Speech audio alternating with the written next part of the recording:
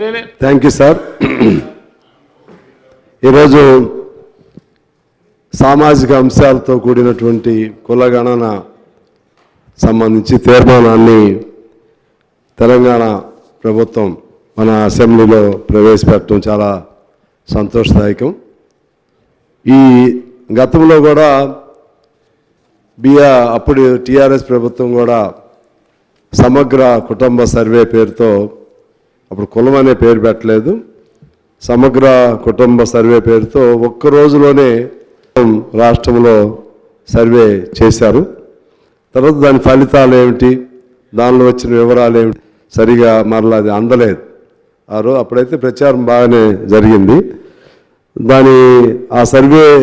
అందువలన ఇప్పుడు ఇక ఆ సర్వేని మరలా ఇప్పుడు ప్రస్తావన చేసుకోవాల్సిన అవసరం లేదని నా అభిప్రాయం. చాలా ఏళ్ళు అయింది అది.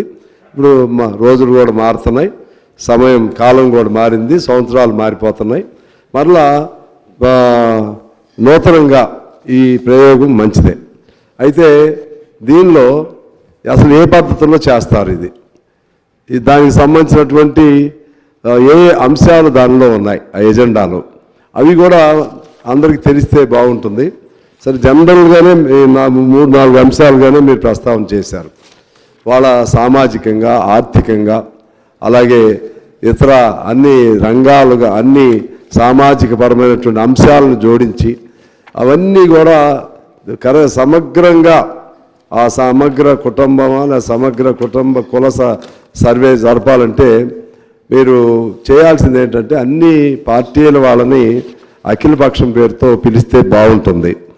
దానికి తోడు ఈ మధ్యకాలంలో బీసీ సంఘాల పేరుతో పెద్ద ఎత్తున పోరాటాలు చేస్తూ ఉన్నారు. ఇవాళ ఆగదిక. ఎందువల్లంటే ఆనాడు రాజ్యాంగంలో కేవలం ఎస్సీ ఎస్టీలకు మాత్రం అప్పుడున్నటువంటి మన 1950 జనవరి 26 అమల్లోకి వచ్చిన రాజ్యాంగంలో ఎస్సీ ఎస్టీలకి రిజర్వేషన్లు పొందుపరచబడ్డాయి.